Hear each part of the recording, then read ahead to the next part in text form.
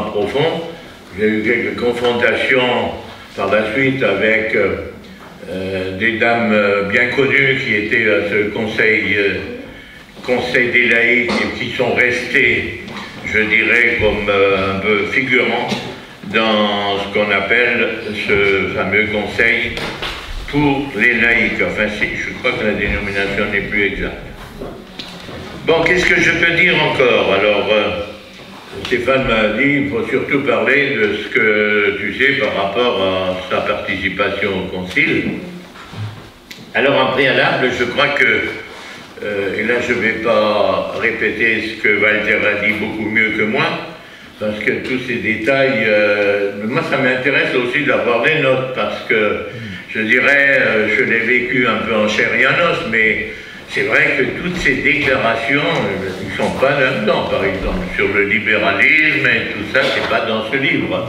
Mais je crois que c'est un manuel, c'est un nouveau manuel qu'il aurait dû écrire avant de mourir en 67. Mais bon, il a beaucoup écrit, il a beaucoup parlé, il a souvent parlé, je dirais, après avoir écouté, je me rappelle, j'ai accompagné en 65, le congrès mondial était à Bangkok. Et on m'a dit, tu fais un bout de voyage avec Kardec. Et donc j'ai fait un bout à Bombay avec lui. Ensuite, je l'ai retrouvé à Singapour. Et de Singapour, nous devions aller faire une visite aux grossistes vietnamiens. Plus ou moins autorisé, mais en tout cas, ça ne pouvait pas être un mouvement officiel. On arrive à Saigon. Voilà que ni le Belge ni le Français vous êtes admis à sortir de l'aéroport, parce que De Gaulle avait fait un discours à Cambodge. Comment c'est la capitale du Cambodge, hein? Phnom Penh. À Phnom Penh, contre les Américains, et comme c'est les Américains qui occupaient le Vietnam à cette période, en tout cas le Vietnam du Sud, eh bien, nous étions deux jours dans une caserne, vieille caserne gardée par les Américains, le temps de pouvoir libérer l'autorisation pour aller au Cambodge. Et alors, je me rappelle toujours, à Phnom Penh, Phnom Penh était libre, hein, c'était pas Phnom Penh des tueurs de quelques années après. À Phnom Penh, ils ont rassemblé quand même un millier, au moins un millier, dans une grande, autour de la cathédrale.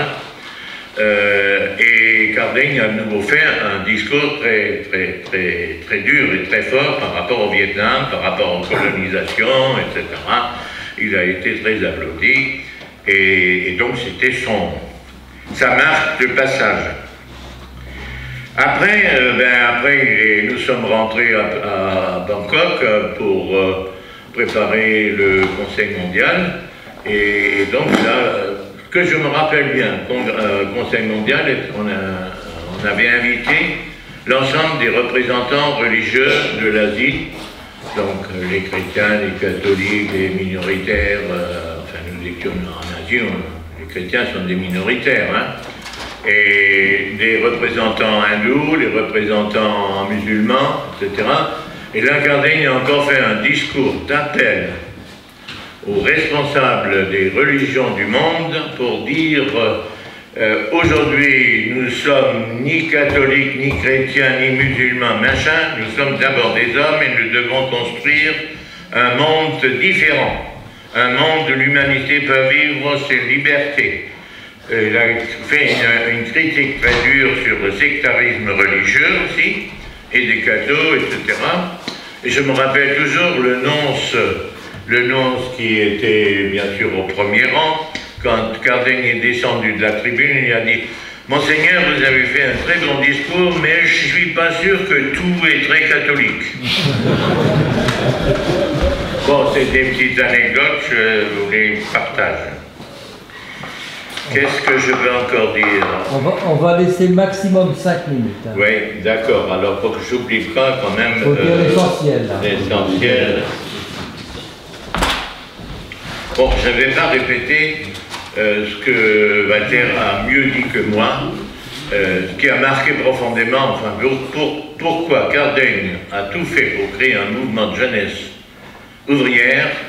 Il a dit beaucoup mieux que moi, mais l'histoire de sa famille, de ses souffrances, etc., même ses souffrances quand lui, il avait la chance d'être étudiant et les copains qui ne l'étaient pas. Je rajouterais une chose qui l'a quand même beaucoup marqué, c'est qu'il est allé souvent pendant les vacances en Angleterre. Il a fait des stages en usine en Angleterre et après il retrouvait les mêmes conditions ouvrières des jeunes tisserands de la Quenée et autres dans les groupes chaussistes. Donc simplement je réinsiste, je crois que ses convictions profondes et sa promesse de servir la classe ouvrière à mort de son père, c'était quelque chose de profond chez lui et qu'il te répétait régulièrement quand on allait en visite ou des meetings, etc. Alors, j'ai noté quand même quelques points importants. Alors, sur le concile, sur le concile, ça c'est vrai que après avoir écrit le bouquin, après il a écrit beaucoup de déclarations. Et pendant le concile, on a fait souvent des séances de travail, pas seulement avec Cardaigne, mais Cardaigne savait associer des évêques. Et notamment, moi, ceux qui m'ont plus marqué, c'est Don Helder Camera. Chaque fois qu'il passait d'une session à une autre, il passait toujours par Bruxelles. Et nous avions une séance commune, Cardaigne, Don Helder, Don Fragoso, même Lord Schneider une fois, etc., qui s'imprégnaient, qui voulaient savoir, échanger avec Cardaigne pour savoir si leurs interventions étaient perçues, etc., notamment ces injustices tiers-monde et le monde qui gère les autres.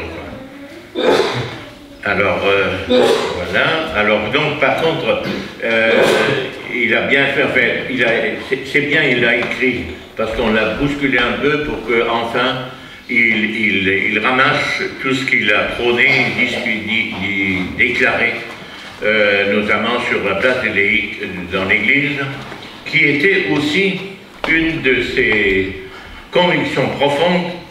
Et je me rappelle, j'étais que 2 fois avec lui à Rome, enfin le bureau, mais il a toujours rappelé, dans toutes les sessions de presse, aumôniers, relations avec les évêques, que l'Église doit faire un nouvel effort, sinon la masse ouvrière, elle s'en va ailleurs, etc. Et ce n'était pas du tout dans l'esprit anticommunisme, parce que ça aussi, il expliquait toujours que c'est pas, vous devez aimer les communistes parce qu'ils ont une lutte juste, mais vous ne devez pas forcément être communiste. Et là, j'ai retrouvé ce que tu as dit.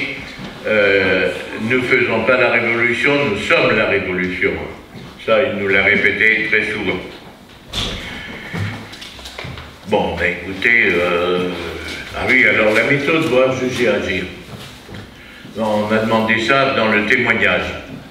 Mais ça, j'ai eu l'occasion de débattre avec des universitaires, et notamment les universitaires français, qui l'ont découvert grâce d'ailleurs à une ancienne sociologue qui a beaucoup travaillé avec la JOC, mais maintenant il y a des bouquins qui fleurissent sur la méthode pédagogique.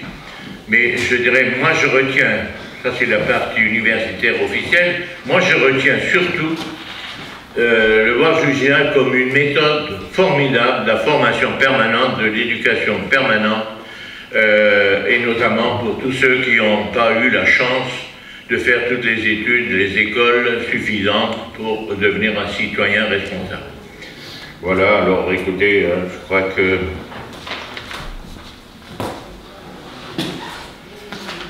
Questions, réponses si vous voulez, mais moi je crois que je vous ai dit l'essentiel.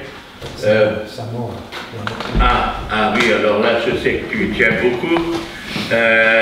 Oui, donc 67, Cardaigne rechute et est hospitalisé à partir de fin avril dans une clinique à Louvain, et donc surveillance, etc. Alors il y a 2 choses. On le visitait régulièrement à tour de rôle, les membres du bureau, et chaque fois on avait un message. Mais 2 jours avant sa mort, il voulait à tout prix. Il m'a dit, Joseph, tu viens avec Rienzi et Hélène, si vous voulez, mais j'ai un message à vous laisser. Alors bon, on est allé, on s'est dit, qu'est-ce qu'il va nous dire? Il a dit, écoutez, vous êtes les dirigeants laïcs. Moi, je ne serai plus là. Vous le savez maintenant. Sachez que je compte sur vous et je vous demande instamment de vous engager dans votre vie future, dans votre vie courante, de tout faire pour soutenir le mouvement international que le monde a besoin, la JOC internationale, et je compte sur vous parce que vous savez, je ne suis pas à côté de la plaque si je vous dirais qu'à Rome, on attend que mon départ vers l'au-delà pour éventuellement les remettre au pas. Parce que, pourquoi? Parce que dans le contexte de ce moment-là, il y avait la théologie de la libération en Amérique latine, il y avait les pour, les contre, en Europe ça bougeait pas mal, etc. Et donc, oui, le Vatican a, je dirais, aussi travaillé après à la scission internationale qui me pèse.